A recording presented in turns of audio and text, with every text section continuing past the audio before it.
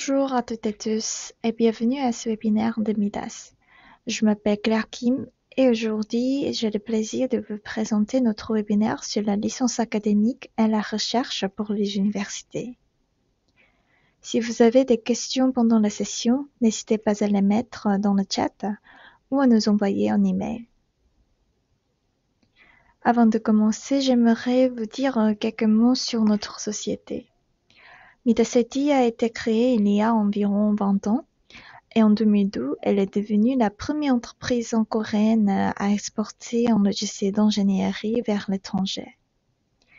Voyons voir notre business global. Midasity a pu distribuer ses produits grâce à ses 9 bureaux internationaux situés en Amérique, en Europe et en Asie. Aujourd'hui, de nombreux clients à travers le monde utilisent les solutions Midas et plus de 90 000 licences ont déjà été utilisées dans 120 pays. Midasity propose des solutions dans 4 grands domaines, le bâtiment avec Midasgen, les ouvrages d'art, les ponts avec Midas Civil NX et FEA NX, et enfin la géotechnique avec GTS NX. Voici nos utilisateurs. Vous pouvez voir les noms des principales entreprises mondiales. De la même manière, de nombreuses universités européennes utilisent également nos logiciels. Parmi elles, l'université Gustave Eiffel, une référence en génie civil, est récemment devenue utilisatrice de Midas Civil et FEA-NX. Notamment, plusieurs établissements du Royaume-Uni et d'Italie nous font confiance et utilisent nos solutions au quotidien. Nous aimerions beaucoup y voir vos noms la prochaine fois. Merci Claire pour cette excellente présentation sur notre société Midas. Maintenant, je vais prendre la parole. Je m'appelle Don Kim et je suis aussi responsable de marché Europe et Afrique du Nord. Je vais vous présenter sur notre politique de licence académique et recherche pour les universités, les étudiants, les enseignants et aussi les centres de recherche. Donc, nous avons plusieurs logiciels, mais on va parler d'abord de trois logiciels principaux, qui est Midas Civil NX pour les études des ponts, aussi Midas Gen pour les études des structures et Midas GTS-NX pour les études géotechniques. Après, nous avons aussi d'autres logiciels pour mécanique, pour les études détaillées, tout ça. Mais aujourd'hui, je vais vous expliquer en principe sur ces trois logiciels à la base. Donc, pour qui soient les licences académiques ou les licences de recherche, nous produisons la version full et en forme permanente. Donc la version full, c'est-à-dire que c'est une version complète, tout à fait complète avec toutes les fonctionnalités du logiciel qui est très très puissant et capable de faire des études très très avancées. Ce sont les mêmes fonctionnalités que les versions commerciales qu'on vend pour les bureaux d'études. Euh, et avec un prix très différent, bien sûr, parce que c'est objectif académique et recherche. Pour avoir notre licence, pour les universités, les étudiants et enseignants pour leurs cours, le minimum investissement va être 4 000 euros, qu'il s'agit de 20 licences. Et 20 licences, c'est-à-dire que 20 étudiants ou utilisateurs peuvent se connecter en même temps et ce prix d'investissement minimal est à 4 000 euros pour 20 licences, 20 étudiants connectés en même temps. Donc, une fois que vous faites le premier investissement avec cet prix minimum, la licence est permanente, comme je vous ai expliqué, et vous avez juste à payer l'année prochaine 30% du prix que vous avez investi pour la maintenance annuelle. Ensuite, pour les licences de recherche, il n'y a pas de quantité minimale, mais le prix de la licence est 3 000 € par licence et le prix de maintenance annuelle est 1 000 € par licence. Donc pourquoi il y a cette différence? Parce que l'objectif sont différents. Les licences de recherche, c'est pour les chercheurs pour faire leurs études de recherche. Et les licences académiques, c'est pour les étudiants. Donc c'est à objectif pour les cours, enseignements, projets de fin d'études, etc. Mais même ces prix sont très différents des licences qu'on vend commercialement pour les bureaux d'études et surtout qu'on produit les licences qui n'ont pas de limitation techniquement, qui sont des licences tout à fait complètes et très puissantes. Donc sur ces prix d'investissement, qu'est-ce qui est inclus comme avantage? Premièrement, on produit l'assistance technique et avec notre ingénieur francophone,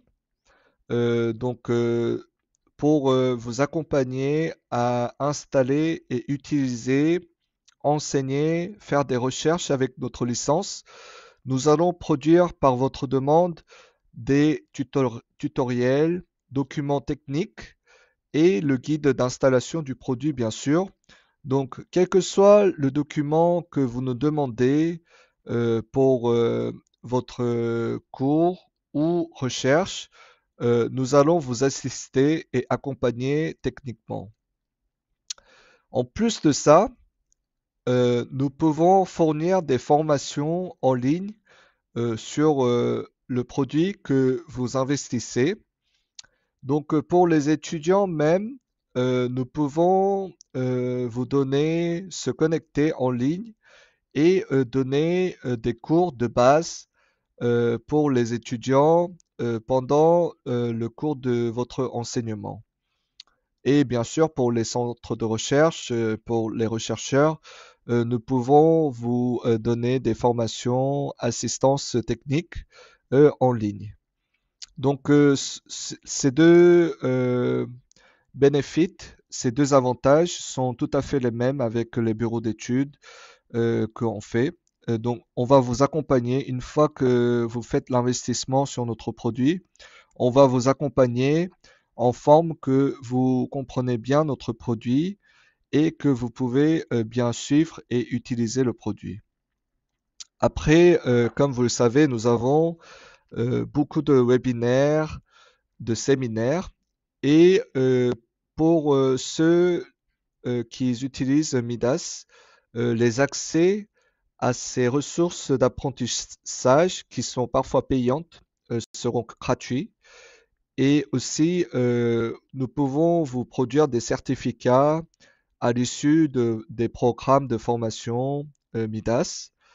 En plus de ça, nous avons fait la mise à jour du logiciel, bien sûr, et vous produire le logiciel à condition, aux meilleures conditions, à la condition la plus récente. Et nous avons aussi des logiciels que nous produisons gratuitement, qui sont des logiciels de service. Donc, tous ces avantages sont tout à fait les mêmes avec les licences, les avantages qu'on produit pour les licences commerciales et qui sera très bénéfique pour les étudiants pour apprendre et commencer à utiliser notre logiciel. Donc voilà, c'est l'explication sur la licence, la version de licence qu'on produit en version complète, sans limitation et permanente. Et après, la quantité minimale d'investissement et le prix minimal d'investissement pour les écoles, universités en objectifs académiques et pour les centres de recherche. Maintenant, si vous êtes intéressé pour commencer avec notre licence, euh, pour les étudiants aussi, scannez le QR code que vous voyez avec votre mobile phone. Nous avons une petite formulaire de demande de licence académique. Donc, en répondant à cette formulaire, nous serons en contact avec vous. Ou si vous êtes étudiant, vous pouvez nous produire le email de votre professeur ou chef du département. Comme ça, nous serons en contact à l'objectif de présenter notre licence et de faire consultation, de expliquer la procédure pour cette démarche d'acquisition de la licence académique pour votre université et centre de recherche. Donc, je vous laisse un peu du temps pour scanner le QR code. Nous avons juste 4 simples questions pour vous demander si vous êtes intéressé à faire la démarche d'acquisition de la licence MIDAS pour l'enseignement, les cours et les recherches.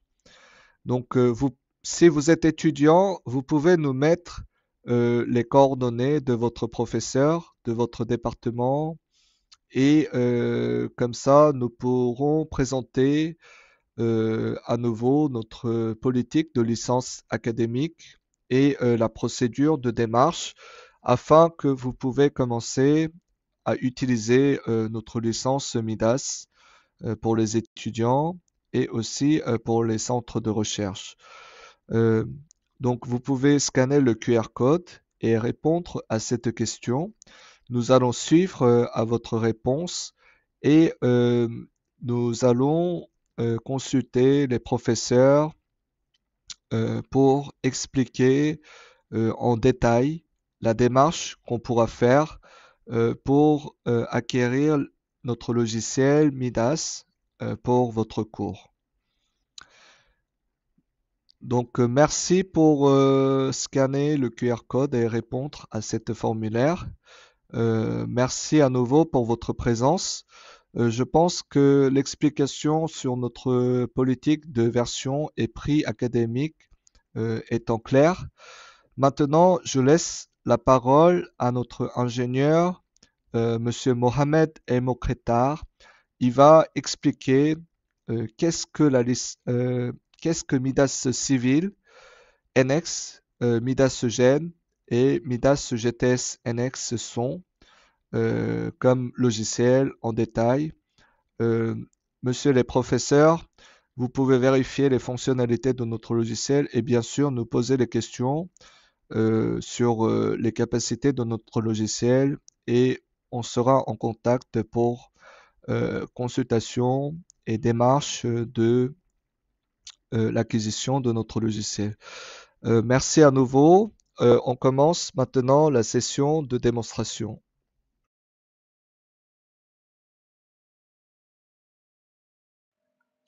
Bonjour à tous et bienvenue dans ce webinaire académique dédié pour les universités, pour les étudiants en fin de cycle, pour les enseignants et aussi pour les chercheurs. Donc c'est une occasion pour faire connaissance avec nos solutions numériques pour l'ingénierie civile. Donc on parle de Midas Civil Annex pour les ouvrages d'art, on parle de Midas GTS pour la géotechnique et on parle aussi de Midas Gen pour le domaine du bâtiment. Donc on va commencer par Midas Civil Annex, le logiciel dédié pour le calcul des ouvrages d'art. Donc on va voir quelles sont ses capacités en matière de modélisation géométrique, en matière d'analyse et aussi en matière d'optimisation. Et on va voir quelle est la nouvelle fonctionnalité d'API. Donc on a intégré cette fonctionnalité nouvellement afin d'assurer une connexion et une interopérabilité avec d'autres logiciels. Donc c'est une sorte de révolutionner le domaine de calcul numérique par élément fini entre la modélisation paramétrée et le calcul analytique. Voilà, donc Midas Civil, comme j'avais mentionné, donc c'est un logiciel de calcul par élément fini. Donc il fait pratiquement tous les types de structures. Donc on parle de structures de pont et certaines structures générales, que ce soit en béton ou bien en acier ou bien des structures mixtes. Donc on peut effectuer des modélisations complètes et entières. Donc ou bien on modélise le tablier de l'ouvrage ou bien on modélise le tablier avec sa partie fondation. Alors pour les ouvrages qui sont les types d'ouvrages qui sont pris en charge par notre logiciel, donc on a pratiquement tous les types, tous les ouvrages. Donc les ouvrages conventionnels, on parle de pont cadre, fermé, ouvert, donc on parle de portique, on parle de pont dalle, on parle de pont à poutres construit à des poutres préfabriquées, donc construit euh, en atelier de préfabrication, donc on parle de poutres en béton armé ou bien en béton précontraint ou bien des poutres métalliques. Et on parle aussi des ouvrages avec caissons métalliques mixtes. On parle aussi d'un autre type d'ouvrage, c'est les ouvrages qui sont construits par segments préfabriqués. Donc on parle des ouvrages en caisson qui sont construits par encordellement successif, en porte-à-faux libre ou bien par coussage, ou bien aussi avec à l'aide de l'équipage mobile. On parle aussi des ouvrages avancés, des ouvrages à câble. Donc, c'est des analyses à grand déplacement. Donc, on parle des ouvrages aubanés, aussi des ouvrages suspendus, des ponts suspendus. Donc, pour ce qui est de l'interface graphique, donc le principe et la philosophie, donc elle est simple. Donc, on a une fenêtre principale où on peut voir notre résultat de modélisation, d'analyse et de dimensionnement. Et dans les deux côtés, donc on a ce qu'on appelle le tree menu. Donc, c'est un menu arborescent où on peut avoir l'historique de notre travail sur le modèle. Et en haut, donc on a les différentes fonctionnalités qu'on peut utiliser lors de notre travail. Alors pour ceux qui connaissent le Midas Civil classique, donc il y a eu une amélioration qui a été portée par rapport au Midas Civil classique. Donc la nouvelle version est dotée d'une interface graphique plus belle et plus développée, plus améliorée en matière de graphisme. Donc on parle aussi d'amélioration de performance, de résolution des modèles éléments finis. Donc on peut exécuter l'analyse des modèles plus complexes dans un temps très rapide. Et aussi pour le post-traitement, donc pour l'exploitation des résultats. Donc on a amélioré et on a développé euh, ces, ces, ces parties-là, donc que ce soit en matière d'export de tableaux, d'export de graphes ou bien d'export de diagrammes. Donc on a fait aussi l'intégration des API. Donc on va voir par la suite de quoi il s'agit ces API. Donc on a aussi développé la partie connexion avec les autres logiciels comme Grasshopper, Revit et Microsoft Excel. Donc, on commence par montrer toujours la partie la partie de l'interface graphique. Donc, vous pouvez voir ici qu'on a un meilleur rendu en matière de graphisme. Et aussi pour les icônes, donc pour les gens qui ont eu déjà l'expérience de travailler avec l'ancien Midas Civil, donc il y a eu une différente façon de présenter les icônes des fonctionnalités, si on parle par exemple de copie, de translation, de division, de miroir, donc tout ça. Donc c'était un peu caché, c'était un peu on va dire, implicite. Donc maintenant, dans cette version, tout est explicite, tout est à la portée de l'utilisateur.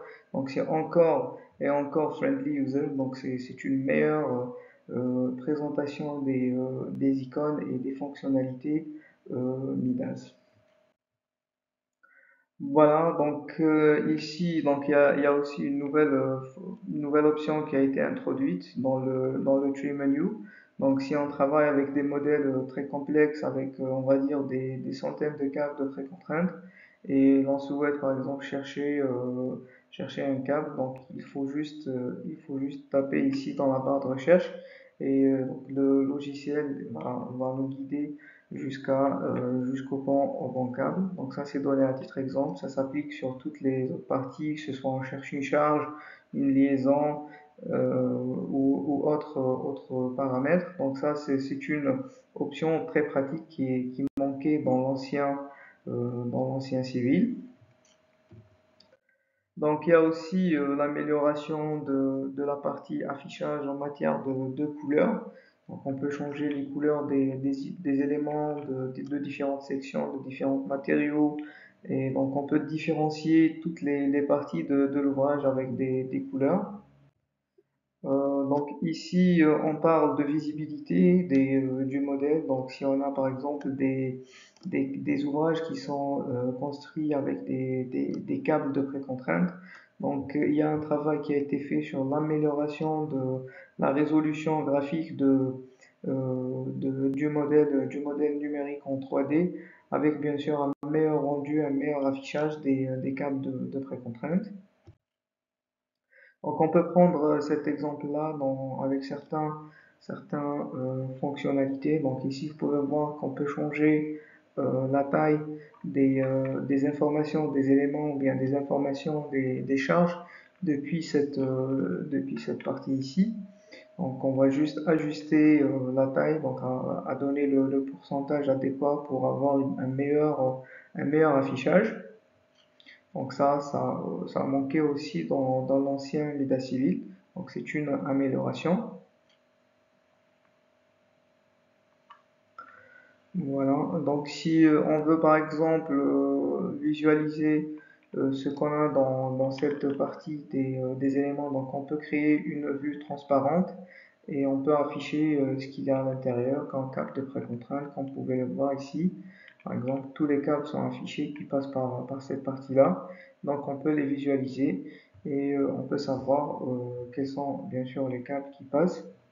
Et donc la visualisation graphique a été beaucoup améliorée et ce bien sûr dans l'intérêt de l'ingénieur. Donc on parle aussi de suivi de la partie analyse. Donc quand le logiciel effectue l'analyse, donc on a toujours des messages et des avertissements qui s'affichent à temps réel.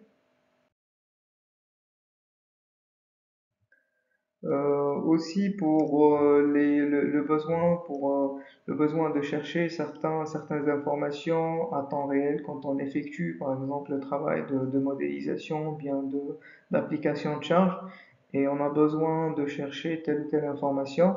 Donc on a rajouté cette barre de recherche et ici donc on va chercher directement à l'intérieur du logiciel afin de connaître par exemple, comment définir, on va dire par exemple une fonction de fluage, si on souhaite définir une fonction de fluage et on ne sait pas le faire. Donc on va juste taper ici dans la barre de recherche, par exemple, create function par exemple. Et donc on aura des résultats de guides, de tutoriels carrément, afin de nous guider pour cette phase de modélisation. Donc ici vous pouvez lire donc normal googling, c'est-à-dire on a intégré la partie recherche à propos de notre solution à l'intérieur du logiciel. Voilà, donc ici, vous pouvez lire ici Search Engine in Civil Annex, c'est-à-dire quand on fait la recherche, donc on peut trouver une multitude d'informations. Donc on parle de fonctions, on parle de tutoriels, on parle de questions-réponses et on parle de l'aide aussi. Aussi, vous pouvez voir toujours dans l'affichage des résultats de recherche. Donc, les résultats, ça s'affiche directement avec comme j'ai dit, des tutos ou bien d'autres types d'informations. Voilà, donc maintenant on parle de modélisation. Donc, principalement, comme on a besoin des, euh, des matériaux, une base de données des matériaux de section aussi. Donc, Midas a intégré ces données-là dans sa base de données, donc notamment pour les matériaux acier, les matériaux béton et aussi pour tout ce qui est poutrelle enrobée. Donc, c'est des matériaux composites. Donc ça se fait par rapport à plusieurs standards internationaux pour tous les types de matériaux. Pour les sections, donc c'est la même chose. Donc on a une base de données assez vaste et assez large de sections géométriques. Donc ici, on parle par exemple des sections courantes, une section I en T, en box, en pipe. Donc il y en a énormément de types de sections qu'on peut définir depuis ces fenêtres-là. Donc ça c'est pour les sections combinées, ça c'est pour les sections utilisées dans les études en béton précontraint, et ça c'est pour les sections utilisées en conception mixte acier-béton. Alors pour certaines sections qui ne sont pas disponibles dans la base de données, donc ça peut être créé depuis des solutions, bien des logiciels CAD. Donc on peut importer ces géométries depuis les logiciels CAD et l'implémenter dans Minacivil.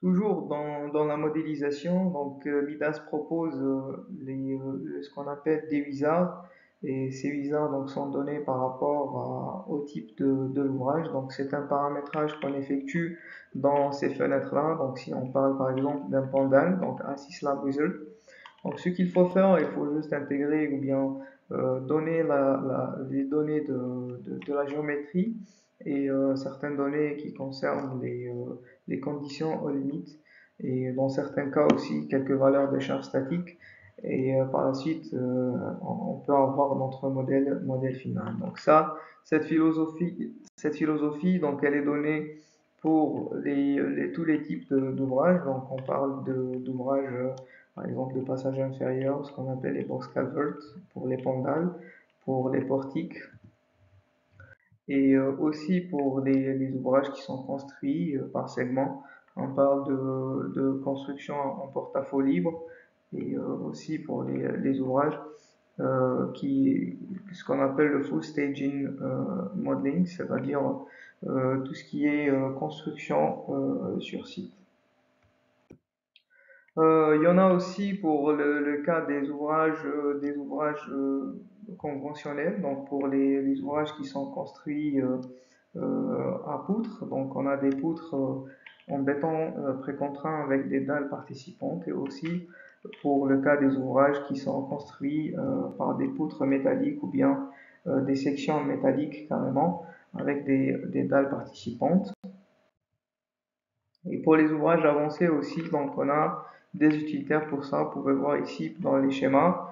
Donc c'est des schémas qui font le guide de conception géométrique. Donc on peut voir ici les données géométriques et on peut les trouver ici. Donc ce qu'il faut faire, juste donner les paramètres de géométrie, et c'est au logiciel de faire la création du modèle 3D. Voilà.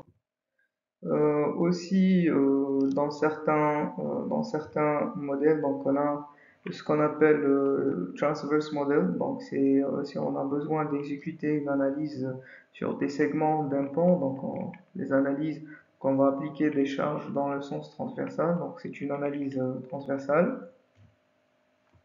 Et aussi dans certains pays, on utilise ce type de modélisation, ce qu'on appelle le dual edge model. Donc ça, on peut l'avoir aussi. Et toujours dans les analyses spécialisées, donc on parle d'analyse d'interaction rail-structure, donc c'est une analyse avancée, c'est une analyse non linéaire qu'on peut effectuer avec Midas Civil. Donc on a consacré un module pour ça, donc tout ce qui est modélisation longue et complexe de ce phénomène, donc ça peut être effectué en quelques minutes à travers ce module-là. Donc, vous pouvez voir ici, même à la fin, donc on peut avoir les résultats sous forme de graphes, comme vous pouvez le voir ici. Donc, c'est une mode de calcul carrément qui se produit. D'autres types de charges qui sont implémentées dans Midas Civil, donc on parle des charges de vent, on parle des charges de température, que ce soit pour la variation uniforme de la température ou bien du gradient thermique. Donc ça, toujours pour le gradient thermique. Aussi, on parle des charges de trafic selon les codes et les standards internationaux. Donc, pour ce qui est région francophone, donc on parle de Eurocode, que ce soit pour le cas des ouvrages routiers, des ouvrages ferroviaires et aussi pour le cas des passerelles. Et on parle aussi du règlement, de l'ancien règlement français, le fascicule 61, titre 2. Aussi, donc on a certaines possibilités d'avoir des, des conceptions des charges de trafic avec des sorties de diagrammes à temps réel. On peut trouver aussi une analyse par phasage de construction. Donc l'analyse par phasage de construction, donc c'est une analyse très importante dans le cas des ouvrages qui sont construits par phase, bien entendu. Donc on peut voir ici comment ça se construit l'ouvrage phase par phase. Aussi, on peut définir des fonctions de, pardon, des fonctions de retrait de fluage qui suivent les phases ou bien le phasage de construction. Donc on intègre le paramètre de temps dans notre analyse.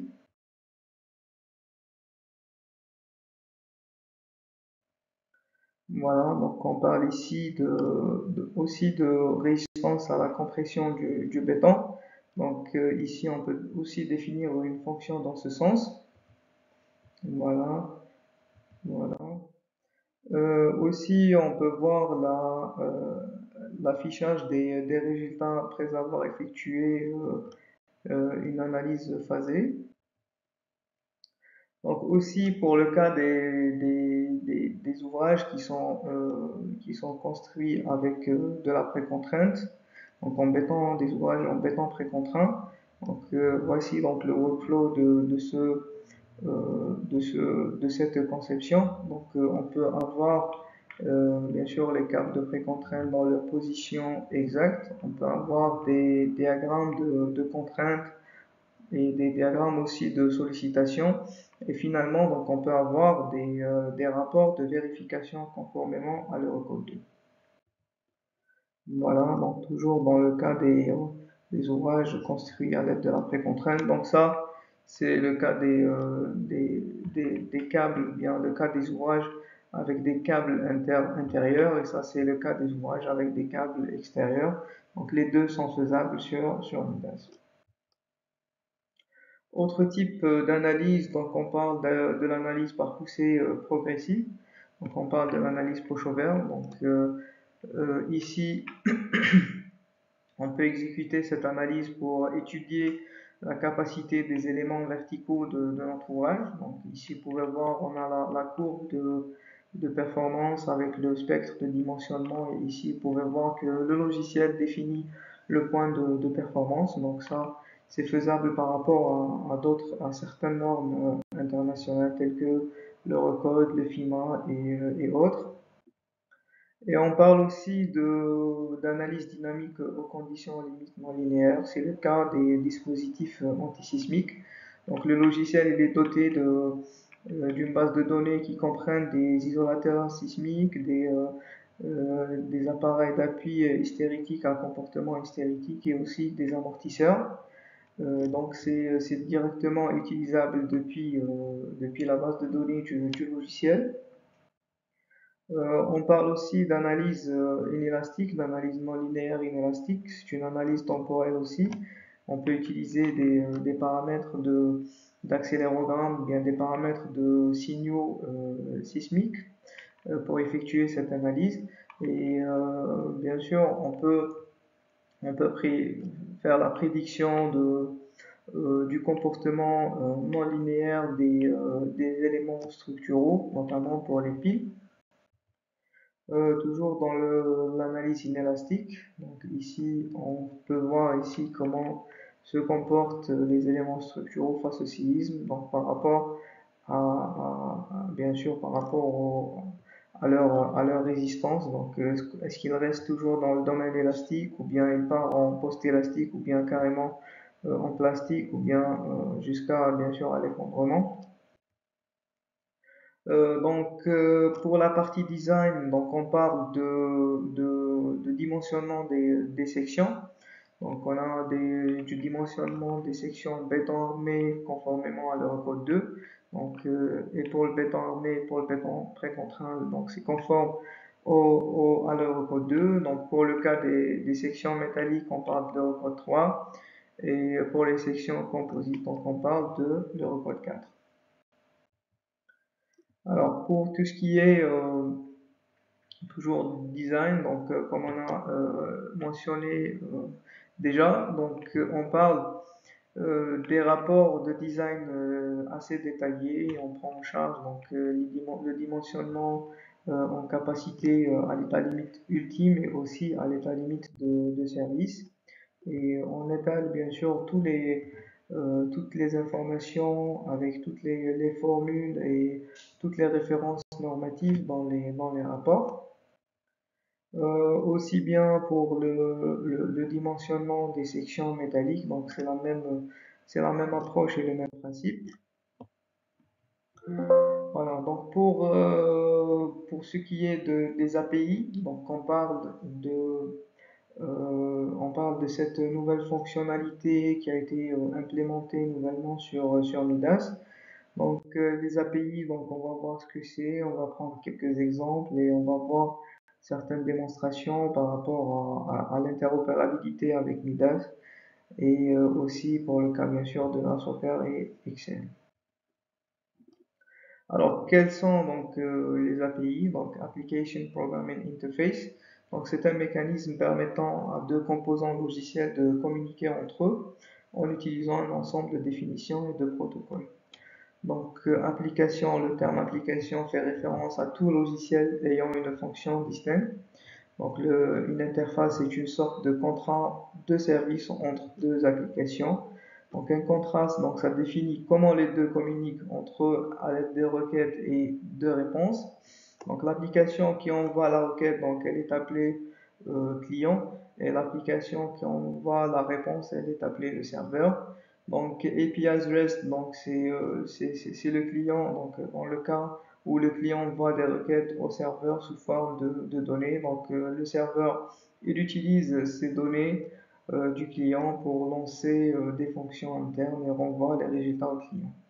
Donc l'intégration API, donc les composants logiciels, donc mettent automatiquement à jour les données entre les clients et les serveurs. On va expliquer ça plus explicitement avec des exemples. Donc par exemple, si on travaille sur Revit ou bien Grasshopper ou bien on travaille sur Excel ou bien sur Java ou sur Python, donc une conversion qui se fait vers un format JSON, donc c'est un format de données indépendant. Donc on va faire l'import depuis Civil et on peut aussi faire l'export vers Excel ou bien vers d'autres formats numériques. Donc toujours dans le concept du data transferring, donc le transfert des données en utilisant les API. Donc c'est utilisable par exemple par les applications VTC.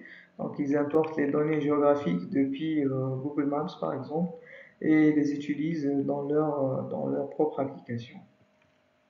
Même chose pour les données géoclimatiques, donc c'est utilisable par les applications depuis des data sources.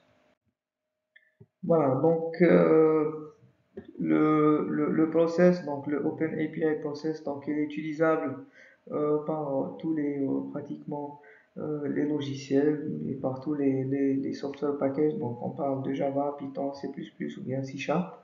Donc on travaille sur Python, donc on fait la conversion vers JSON et après donc on peut avoir notre modélisation sur Midascivil. Voilà, donc on parle aussi de Microsoft Excel. On peut voir dans cette démo comment ça fonctionne entre Excel et Midas Civil NX. Donc ce que vous voyez ici à droite, donc c'est une feuille ou bien c'est une forme de production de modèles géométriques dans Excel. Donc on peut faire le travail sur Excel et après on peut faire la création du modèle dans Civil, bien sûr en faisant connecter les deux logiciels à travers les API. Voilà, donc toutes les données sont, sont implémentées dans le logiciel Midas Civil Annex à travers un seul clic sur Excel. Donc on a des ingénieurs qui préfèrent donc travailler sur Excel et c'est très pratique le travail sur Excel. Donc on fait juste entrer les données et par la suite donc on peut avoir les résultats sur Midas Civil, Midas Civil Annex. On continue donc dans la démo. Donc ici, donc ça c'était le data input, donc les entrées de données. Donc le data result, donc on va le récupérer depuis le logiciel Midas Civil. Et bien sûr, on peut créer notre rapport sous format bien sûr de tableau avec les diagrammes. Donc on peut suivre la démonstration. Voilà, donc on peut voir ici les diagrammes. Voilà, voilà. Donc les diagrammes qui s'affichent ici sont les mêmes qui s'affichent ici. Donc il y a vraiment une connexion instantanée entre les deux logiciels et peut être utilisée par l'ingénieur. Donc toujours dans l'interopérabilité avec les autres formats ou bien les autres logiciels. Donc ici on parle de Python. Donc ici par exemple prends cet exemple dans le design optimization. Donc on va créer un code qui fait par exemple le dimensionnement avec cette condition en matière de contraintes. Donc si la contrainte elle est inférieure à la contrainte limite, donc c'est OK. Sinon, on va changer la section et on va voir ici dans la démo comment faire. Voilà, donc ici vous avez le code Python et ici donc on a la condition si la contrainte elle est inférieure à la contrainte limite, donc c'est OK, c'est bon, sinon on fait changer la hauteur ou bien la retombée de cette poutre là jusqu'à arriver à la vérification souhaitée. Donc le code est lancé. Voilà, donc on a toujours une contrainte qui est supérieure, donc on va redonner ou bien redimensionner la poutre. Donc vous pouvez voir que la retombée ici, donc ça change toutefois jusqu'à ce qu'on peut avoir une vérification cohérente et une vérification correcte par rapport à la condition qu'on a imposée au démarrage. Voilà. Voilà, donc le résultat final, donc c'est la retombée qui donne cette vérification, c'est bel et bien une hauteur de 550 mm. Donc le programme Python va s'arrêter jusqu'à ce qu'on obtient cette information sur la hauteur finale.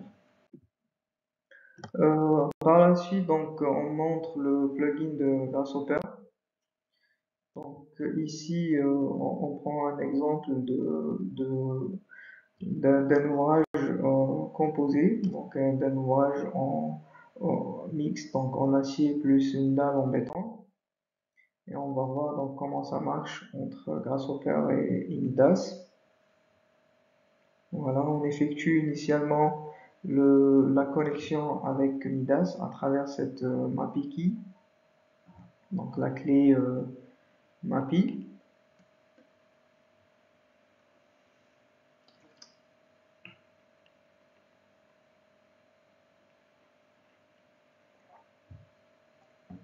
Voilà, vous pouvez voir, donc la connexion a été établie. Donc on commence à faire le transfert des sections et des matériaux à Midas. Vous pouvez voir ici comment ça se met à jour.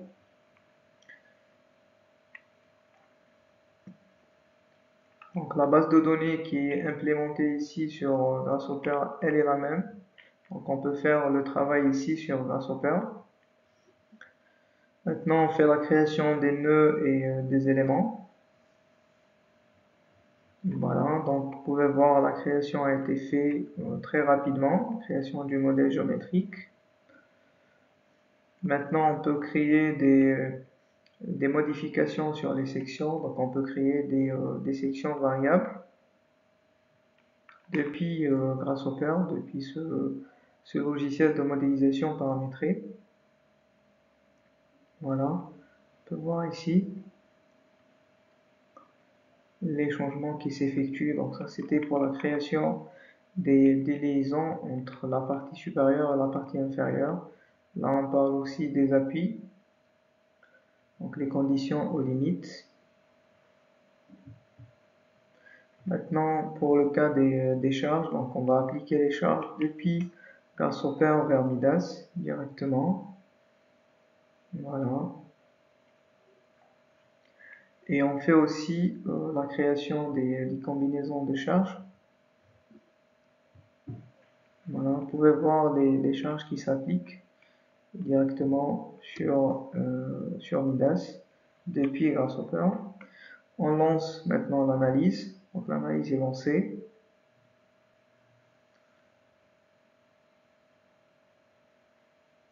On ajoute les combinaisons de charges.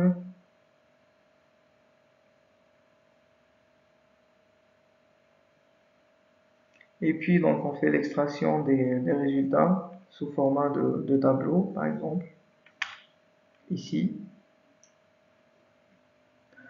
Voilà, donc après on peut effectuer des modifications sur la géométrie de l'ouvrage depuis Grasshopper.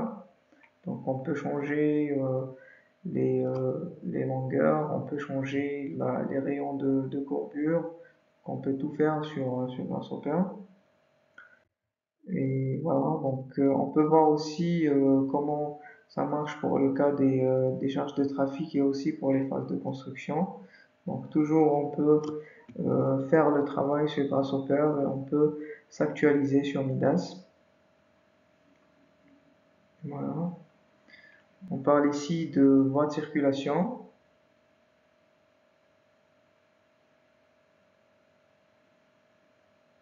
On parle ici de cas de charge de circulation et ici donc on fait la création des phases de construction. Voilà. Donc tout se fait ici sur Grasshopper et tout s'actualise ici dans Midas pour effectuer bien sûr le calcul final. Donc la combinaison de ces deux logiciels, donc ça permet on va dire une modélisation fluide et une analyse avec précision. Maintenant on parle de l'extension Excel. Bien sûr dans l'extension Midas dans Excel. Rapidement, voilà, donc comment connecter Midas avec Excel.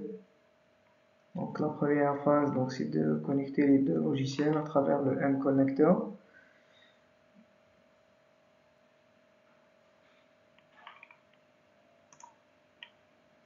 Je vais avancer un peu cette vidéo, juste pour vous montrer. Donc ça, on a lancé les résultats, et on peut bien sûr les récupérer ici sur Midas, pardon, sur Excel.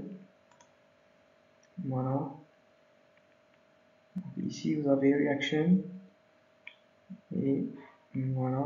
Donc avec un seul clic, on récupère les données qu'on a eues ici sur Midas dans la feuille Excel. Donc la même chose pour les autres options. Donc on parle de screenshot, par exemple.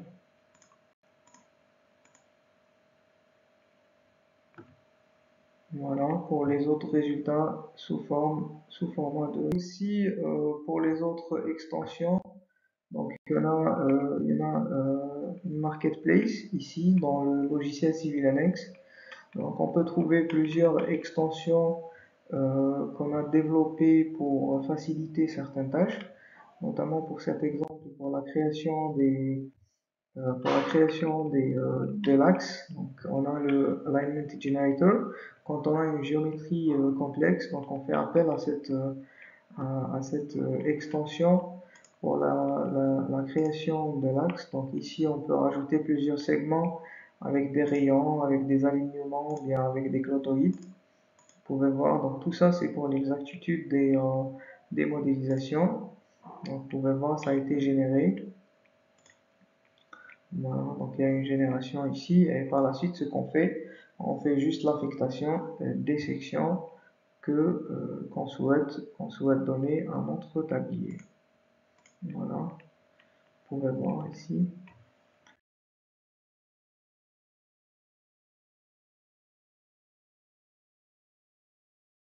Donc ça concerne une extension pour les pieux.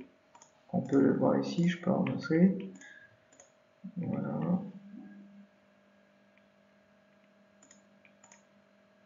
Voilà. On va rajouter donc les pieux en bas de cette pile là. Voilà, donc ça s'ajoute, vous pouvez voir les éléments ici. Voilà. Donc c'est une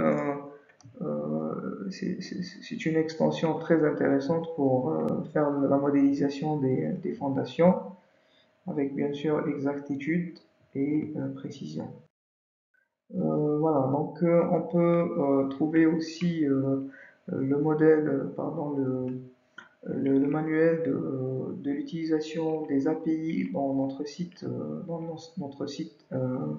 internet.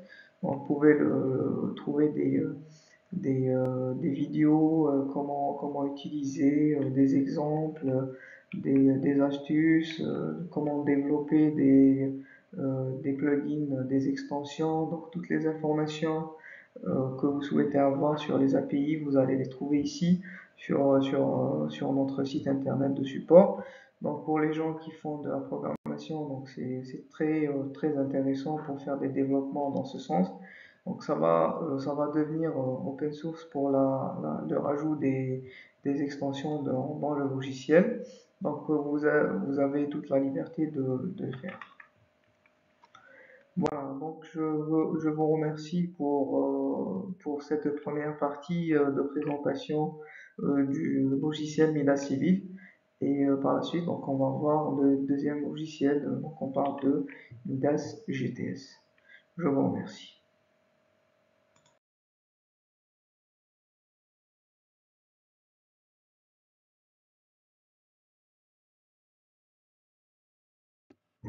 Dans cette deuxième partie, on va voir le logiciel Midas GTS NX. Donc c'est le logiciel dédié pour les études géotechniques.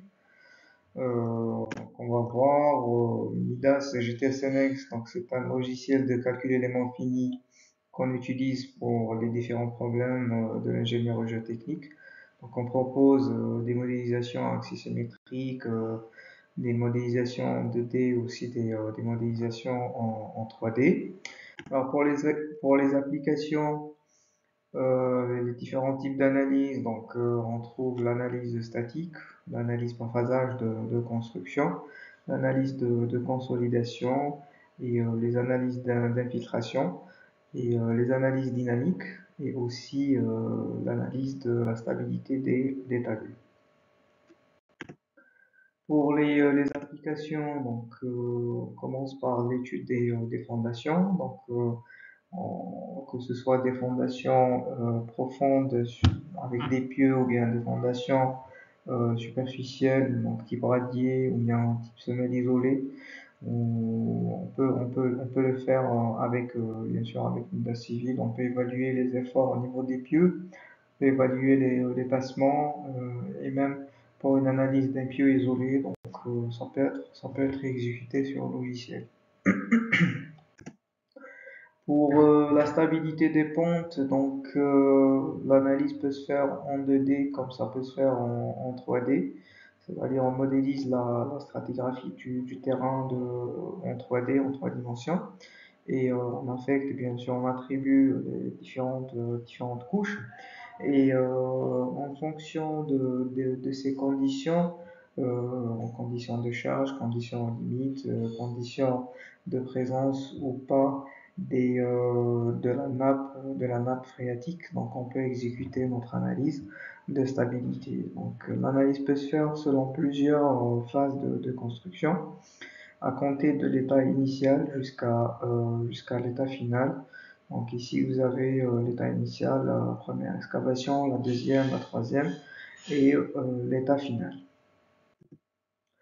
Alors pour la troisième application, donc on parle de tunneling, donc tout ce qui est étude géotechnique, géologique et aussi structurelle de tunnels.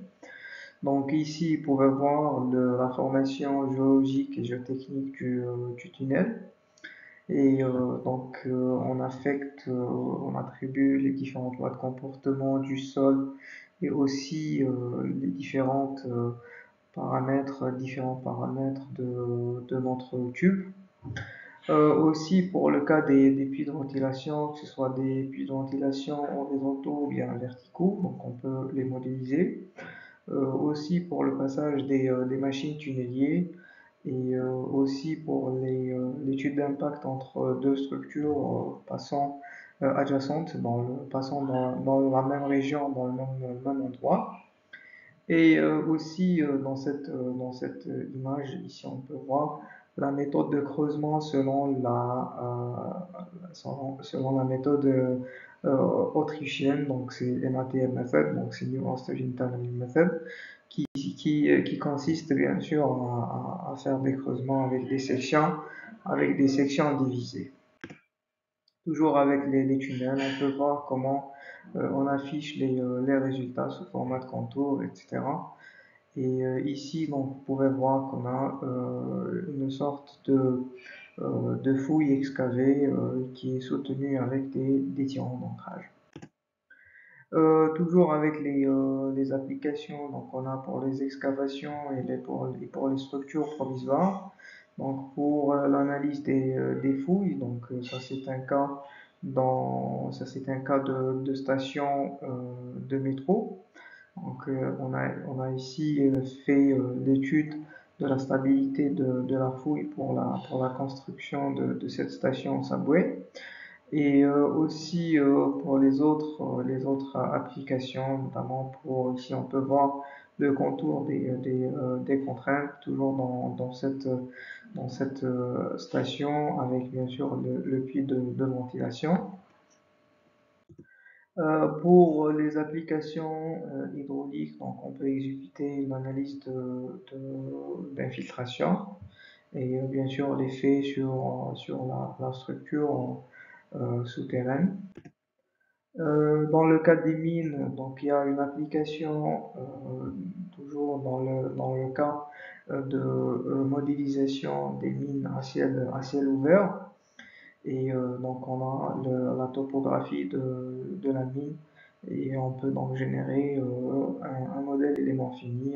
On peut étudier les risques de glissement aussi bien que les risques d'effondrement.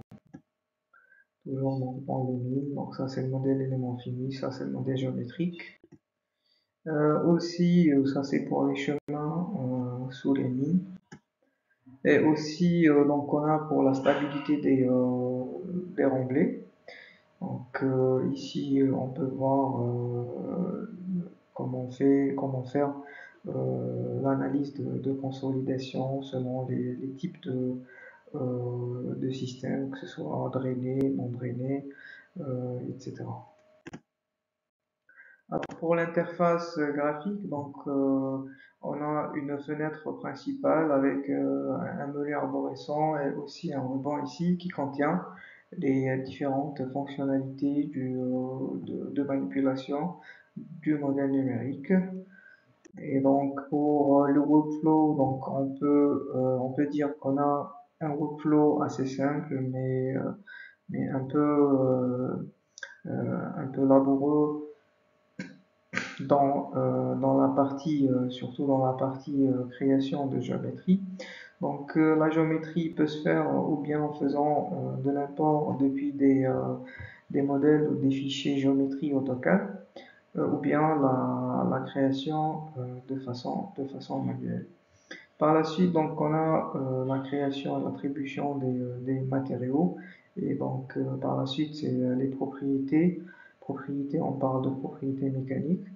Et puis, donc, la phase du maillage. Et par la suite, donc, on parle de chargement et de conditions limites. Par la suite, donc, c'est l'analyse. Et finalement, donc, l'affichage des résultats. Voilà, donc pour créer des modèles géométriques, donc la modélisation, donc ça peut se faire selon plusieurs façons, bien sûr selon le type d'éléments avec lesquels on travaille, que ce soit des éléments en 2D ou bien en 3D. Généralement pour tout ce qui est 3D, donc on travaille avec l'extrusion, donc on a un profil, une surface qu'on fait l'extrusion vers un élément volumique, qu'on pouvait le voir ici.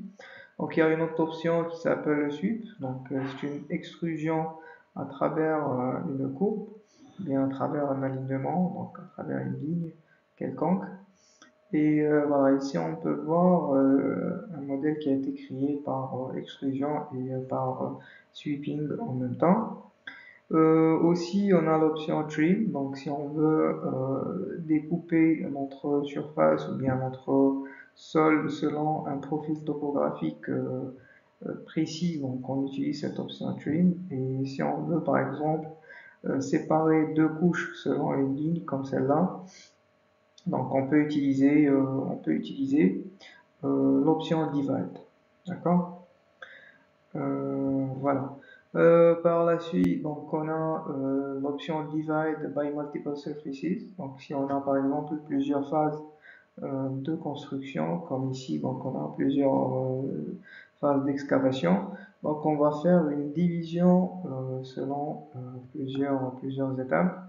Et par la suite, donc pour chaque étape, on va activer une certaine partie. Alors, d'autres opérations qu'on peut effectuer, c'est des opérations booléennes.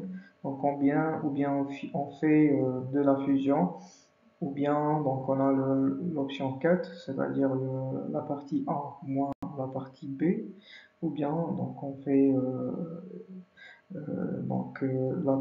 la commande common, c'est-à-dire ça va donner uniquement la partie commune entre les deux éléments. Alors ici, donc on a certaines fonctions de modélisation automatisée quant à la création du maillage et la création d'éléments solides, d'éléments 3D. Et ici, donc c'est pour la génération de la topographie en 3D. Donc depuis des lignes des contour lines, donc c'est des courbes de niveau. Donc, on fait la création du profil topographique ou bien du terrain, ou bien du modèle numérique du terrain. Et à travers le Bedding Plane Wizard, donc c'est un utilitaire pour la définition des couches. Donc on attribue les couches à ce modèle de terrain qu'on a déjà généré. Par la suite, donc, on parle d'interopérabilité avec d'autres logiciels MIDAS, donc les logiciels structure, donc comme logiciel MIDAS Civil et MIDAS Gen, donc ça on peut exporter les structures qu'on a développées ici dans ces deux logiciels-là vers notre modèle MIDAS GTS pour étudier l'interaction sans structure. Et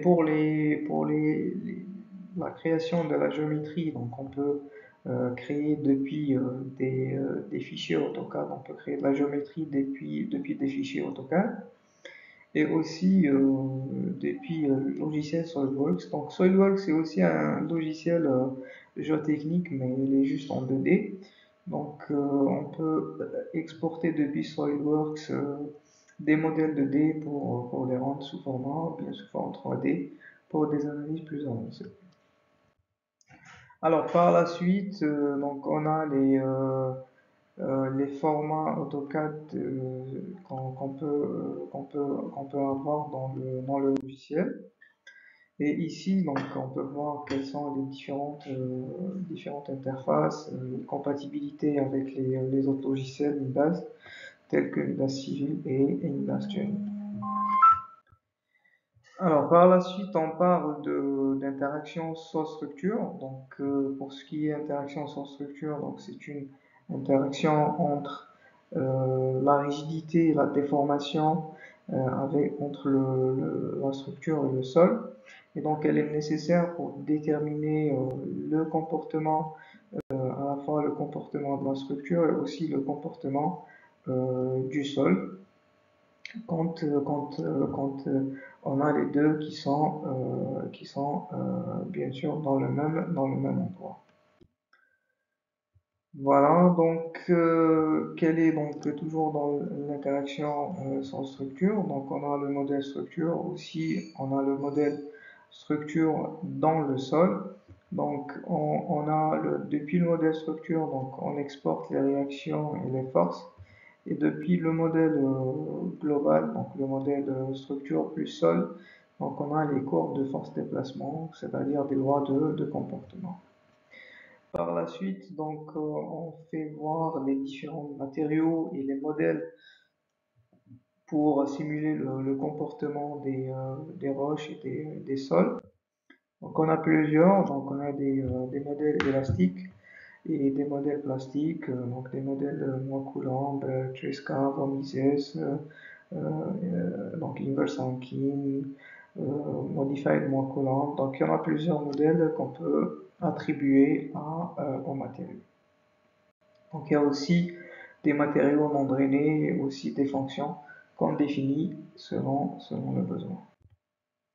Pour la bibliothèque des éléments, donc on a des éléments à une dimension, on parle de pieux, on parle de poutres, on parle de tirants d'ancrage, on parle de clous. Donc tout ça, c'est des éléments qui sont en une dimension qu'on peut avoir dans l'IDS GTS. Et pour tout ce qui est 2D, donc on parle de géogrid, on parle de modèles axisymétriques, on parle de modèles shell, on parle de modèles en contrainte plane, mais aussi en déformation plane. Et aussi les modèles en 3D, bien sûr, en éléments volumiques, en éléments solides. Donc il y en a d'autres types d'éléments, on parle de liaisons rigides, on parle des liaisons élastiques, on parle d'interface, on parle de matrices de ressorts. Donc il y en a plusieurs modèles et plusieurs éléments qu'on peut utiliser bien sûr selon le besoin. Voilà, pour les sections, la même chose, donc on a une base de données pour les sections géométriques. Bien sûr, si on veut définir par exemple on va dire un pieu, donc il faut donner sa section. Si on veut définir par exemple un tirant d'ancrage, il faut donner aussi sa section. Pour les pales planches, il faut donner la section. Donc tout ça, c'est pris en charge dans la base de données du logiciel pour les sections. Alors pour ce qui est du maillage, donc on peut définir et créer des maillages en 2D, des maillages en 3D, selon le besoin bien sûr, donc soit des maillages automatiques ou bien des maillages imposés. Alors pour tout ce qui est taille du maillage, donc elle est contrôlable, donc on peut adoucir le maillage dans des zones comme on peut laisser par défaut dans d'autres. On peut aussi combiner plusieurs types d'éléments, éléments à une dimension, comme vous pouvez le voir ici, à des éléments, bien des maillages à 2D, aussi des maillages en 3D. Il y a aussi une option qu'on utilise, c'est dans le cas où on souhaite créer des maillages 3D depuis un maillage en deux dimensions. Alors aussi pour les mèches ou bien pour les maillages hybrides, donc on peut utiliser des maillages hybrides et on peut voir ici quel est l'intérêt de ces maillages hybrides. Donc ça on a travaillé avec un maillage tétraédral. Donc ici on peut voir les résultats, comment ça s'affiche, et quand on a utilisé un maillage hybride, donc on peut voir qu'il a une uniformisation des résultats à travers ce type de maillage. Alors pour les chargements, donc on a des chargements statiques et on a des charges dynamiques qu'on peut appliquer. Donc pour les charges statiques, c'est les charges connues, conventionnelles, donc des forces, des déplacements, des pressions, des forces hydrostatiques, bien des pressions hydrostatiques, de la température, de la précontrainte, etc. Donc tout ça, elles sont listées ici. Et pour ce qui est dynamique, donc les actions sismiques en nature de spectre de réponse, ou bien en nature d'accélérogramme, ou bien aussi, on peut même définir, avoir les forces de passage des forces dynamiques de passage de train pour le cas des remblais. Et voilà, donc par la suite, on peut voir certains outils de création de géométrie de maillage. Donc on a aussi ce wizard-là. Donc ce wizard, il va nous permettre de faire la création de maillage et aussi de la géométrie du tunnel de façon simple et rapide et très fluide. Finalement, donc on parle de post-processing, donc c'est le post-traitement des analyses. Donc on peut voir les différents types d'affichage des résultats. Donc on parle de contours, euh, on parle de diagrammes, aussi on parle de diagrammes, et ici donc on parle de flow path, donc c'est des contours, c'est des contour lines qui montrent donc comment ça varie les résultats ici, par exemple dans le cas d'une analyse d'infiltration, donc on peut voir comment ça se passe le passage par exemple des eaux d'infiltration. D'autres types d'extraction et de visualisation des résultats. Donc on parle des coupes. Donc ici on a effectué une coupe à l'intérieur du modèle. Et ici donc c'est une coupe en 2D. Donc on peut avoir aussi des animations étape par étape. Et on peut carrément avoir des vidéos qui montrent tous les étapes et les phases d'analyse. Et on peut les présenter par la suite. Donc ici, c'est une autre façon de visualiser et d'exporter les résultats. Donc on parle de Summary of Analysis Results, c'est-à-dire le résumé des résultats d'analyse sous format tableau, sous format PDF. Et même pour les illustrations, donc il y a une option très intéressante, c'est d'avoir des illustrations ou bien des animations 3D à l'intérieur du PDF. Aussi, donc on a la possibilité d'avoir un export vers Excel. Donc l'export vers Excel, donc ce programme ou bien ce paramètre en amont, donc on fait un paramétrage en amont sur cette fenêtre ici dans le logiciel et par la suite on fait la création, la génération d'un rapport sur un fichier Excel. Voilà, en principe, on a terminé avec le logiciel GTSNX et on passe par la suite au logiciel du bâtiment.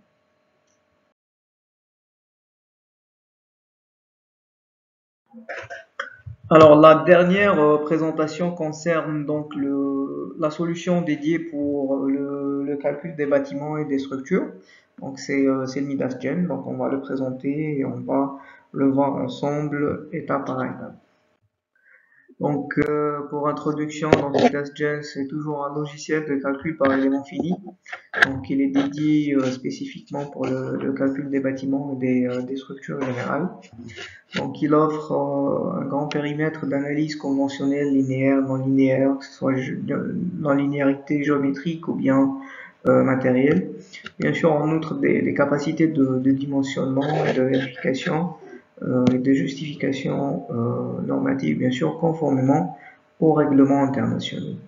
Donc les grandes lignes, donc notre logiciel, donc il est doté de capacités polyvalentes de dimensionnement.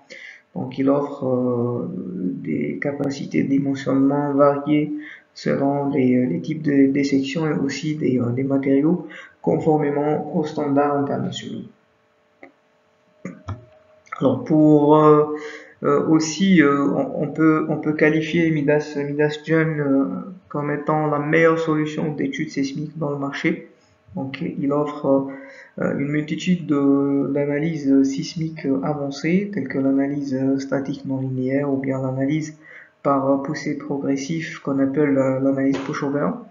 Donc on parle aussi de l'analyse temporelle non linéaire, donc c'est l'analyse dynamique non linéaire avec les accélérogrammes. Et aussi on parle d'analyse temporelle aux conditions limites non linéaires. Donc on parle du cas des dispositifs antisismiques, des isolateurs ou bien des amortisseurs. Et aussi donc il est aussi fort dans les analyses sismiques conventionnelles. Donc on parle de l'analyse statique équivalente ou bien l'analyse dynamique spectrale multimodale. Alors donc notre solution elle est aussi spécialisée dans l'étude des tours. Donc notre logiciel il offre des capacités remarquables dans l'analyse des tours, notamment pour l'analyse par phasage de construction, et qui introduit bien sûr les paramètres de retrait et de fluage en fonction du temps. Donc Midas Gen il prend en charge tous les types de bâtiments, des bâtiments en béton armé, en charpente métallique et aussi les structures mixtes. Donc on parle aussi des aéroports, des hangars, des bâtiments industriels et aussi pour les bases du oil and gas. On parle aussi des stades et des arènes. Et aussi donc il comprend plusieurs utilitaires de modélisation, donc ce qu'on appelle les WISA. Donc il y a aussi une option très intéressante, ce qu'on appelle le Column Shortening Prediction and Design, c'est-à-dire la fonctionnalité de compression des poteaux dans le temps. C'est le cas des structures à grande hauteur, c'est le cas des tours. Donc on risque qu'il y ait un rétrécissement des longueurs des poteaux avec la construction des étages énormes. On parle aussi d'analyse de précontraintes. Donc si on travaille avec des structures où on a introduit la notion de précontrainte. On parle aussi de performance sismique non linéaire, on parle d'analyse pushover, on parle d'analyse dynamique temporelle non linéaire. Et donc on va voir par la suite quelques applications. Alors pour les applications, donc on trouve le Burj Khalifa de Dubaï.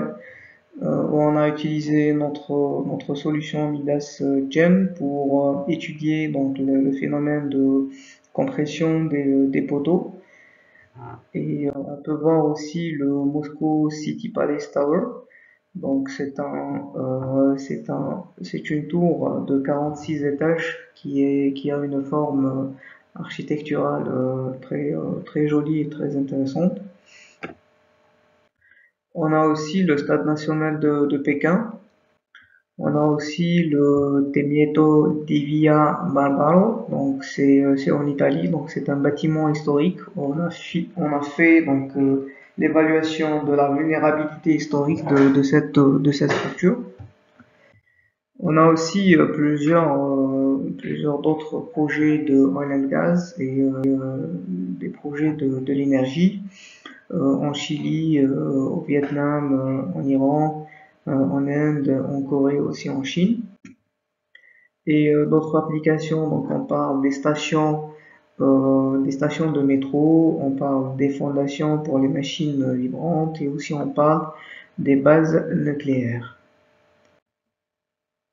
Alors pour ce qui est capacité du logiciel, on va parler des grandes capacités de modélisation, d'analyse et aussi de dimensionnement. Alors pour la modélisation, donc on peut donc modéliser et créer de la géométrie selon plusieurs façons. Donc ou bien on fait de l'import depuis des fichiers CAD ou bien des fichiers de modélisation paramétrés tels que Revit ou bien Tekla ou bien autre. On peut utiliser le MGT Command Shell, donc on peut utiliser des lignes de code pour créer de la géométrie. On peut faire la création de façon manuelle à travers les fonctionnalités de base qui existent dans le logiciel avec des nœuds, des éléments barres, des éléments plaques et des éléments solides. Ou bien on peut utiliser les wizards. Donc c'est des utilitaires qu'on peut trouver dans le logiciel et qu'on peut utiliser selon le type de la structure. Alors pour tout ce qui est définition des sections, donc c'est comme le cas de tous les logiciels Midas, donc il est doté d'une base de données comprenant donc énormément de types de sections. Et pour les sections qui n'existent pas la base de données, donc on peut les créer sous un fichier CAD ou bien sous un autre type de logiciel et puis donc l'importer dans le SPC, le Sectional Property Calculator, et par la suite la rendre sous format Midas et ça sera bien sûr lisible avec les logiciels Midas. On parle aussi de data exchange, donc les logiciels de modélisation paramétrée ou bien des logiciels de géométrie avec Midas.js. Donc on peut faire de l'import-export depuis Tekla et depuis Revit et aussi depuis d'autres logiciels tels que AutoCAD. Donc pour les wizards, donc on parle d'utilitaires de création de géométrie. Donc on a le Tank Wizard, donc c'est un utilitaire qui fait la création des modèles géométriques des réservoirs. Donc on parle ici de réservoirs. Aussi le Arch Wizard, donc c'est un utilitaire qui permet la création des arcs. On a aussi le Truss Wizard, donc c'est l'utilitaire qui permet de créer des structures en treillis. Et on a aussi le Tower Arm Wizard, donc ça c'est pour les pylônes électriques et aussi les pylônes de télécom. Et finalement le Building Wizard, donc c'est un utilitaire qui permet la création des structures à étages. On peut voir ici comment ça marche pour certains utilitaires. Donc ici on fait l'introduction de la géométrie et ici donc on choisit la symétrie. Voilà.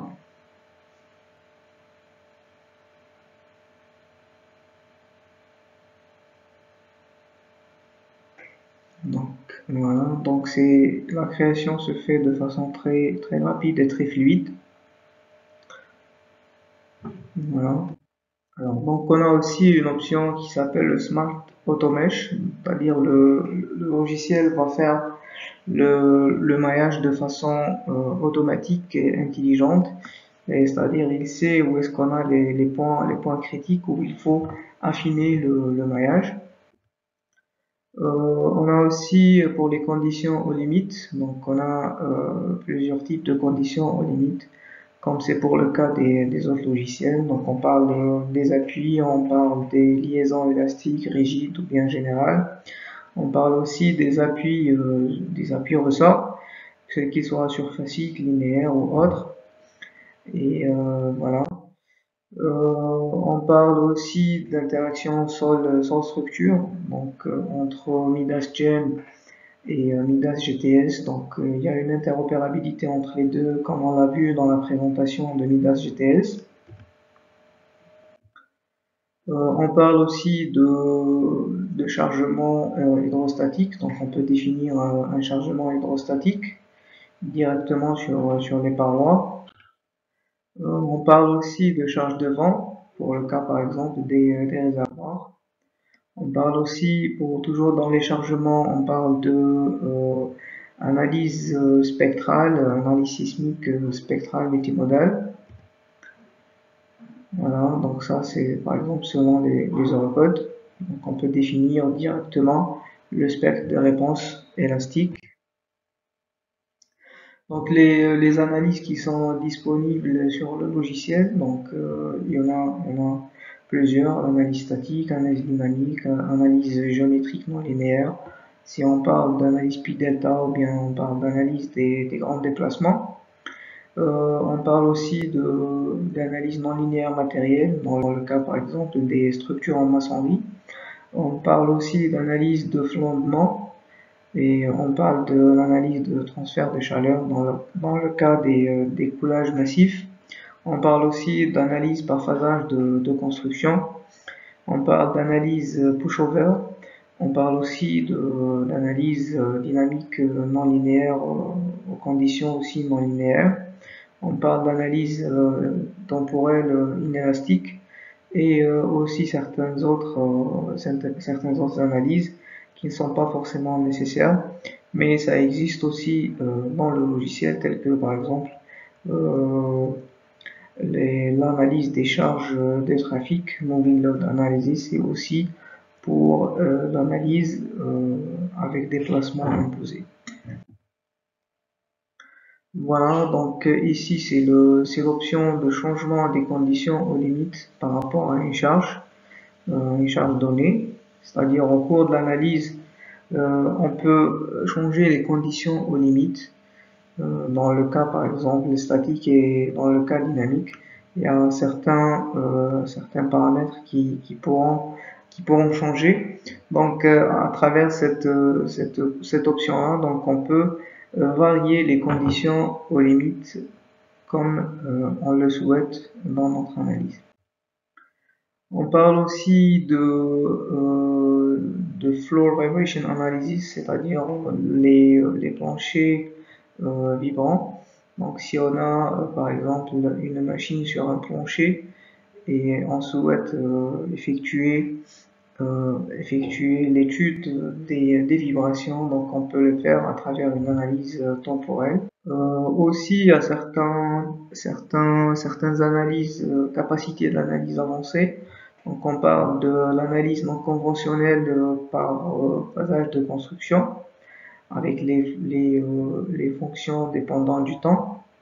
On parle de l'analyse pushover, donc l'analyse statique non linéaire. On parle des règlements FIMA, on parle de l'Eurocode et d'autres règlements.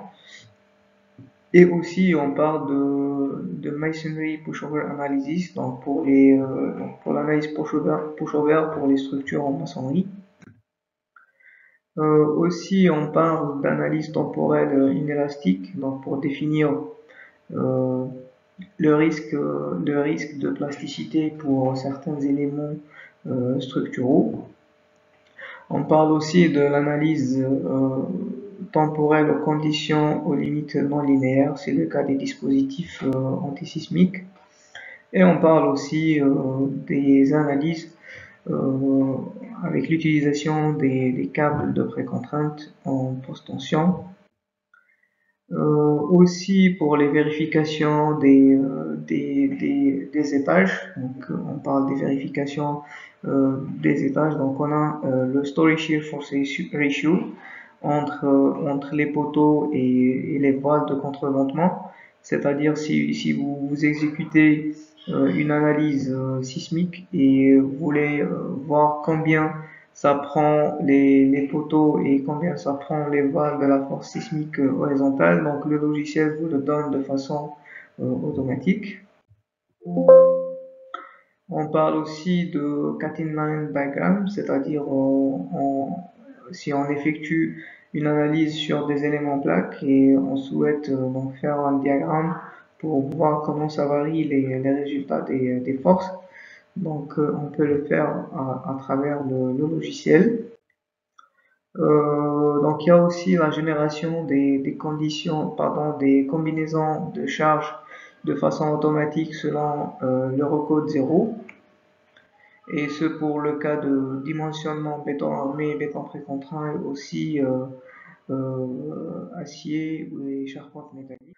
Donc ça c'est les codes qu'on peut trouver dans le logiciel. Donc on a l'Eurocode 4, l'Eurocode 5, l'Eurocode 2, l'Eurocode 1 et l'Eurocode 8 pour tout ce qui est sismique et aussi bien pour le design. Donc il y a tous les règlements Eurocode qui sont disponibles pour effectuer le dimensionnement. Là on peut voir les différentes possibilités ou bien capacités de dimensionnement. Donc on parle des sections en béton armé initialement. Donc on peut effectuer le dimensionnement des sections en béton armé à travers ces rapports détaillés. Donc on peut intégrer les barres d'armature dans le calcul et dans les vérifications. Et on peut avoir bien sûr selon le type de l'élément, que ce soit une poutre ou bien un poteau. Si on est dans un élément vertical, donc on peut avoir une courbe d'interaction entre l'effort normal et le moment. Et bien sûr le logiciel assure toutes les vérifications et fournit un rapport très détaillé. On parle aussi des dalles, des éléments en éléments plaques, donc avec un maillage et leur dimensionnement par rapport à leur code 2. Et voilà, toujours on parle d'optimisation, par exemple pour le cas des structures métalliques, des sections métalliques. Donc on a cette option d'optimisation des sections qu'on peut avoir sur Midas Civil, sur Midas Gem. Finalement, donc on parle de génération de rapports. Donc on peut créer en temps réel des rapports de sortie. Donc on peut avoir des captures d'écran depuis le logiciel, on peut avoir des tableaux et aussi des graphes. On a aussi ce qu'on appelle le Design Plus Link. Donc Design Plus, donc c'est une calculette en quelque sorte qui fait le design et le calcul des sections avec de la géométrie, avec des forces et des sollicitations imposées. Donc on peut avoir cette liaison entre les deux logiciels. Donc cette calculette, ça vient directement avec le logiciel, donc on peut l'avoir. Et ça permet donc le dimensionnement des dalles, des poutres, des poteaux, des voiles contre-vêtements, des semelles, des voiles périphériques, pratiquement tous les types de design, on peut les avoir ici à travers cette calculette. En outre, bien sûr, du design qui est disponible à l'intérieur du logiciel. Voilà. Et voilà, pour ce qui est design guide, donc on peut trouver le design guide qu'on utilise dans notre logiciel, dans notre solution. On peut l'avoir donc librement et il est téléchargeable depuis notre site internet. Voilà, donc je vous remercie pour votre attention et c'est donc la dernière présentation et le dernier logiciel qu'on vient d'exposer. Donc je vous remercie et à la prochaine.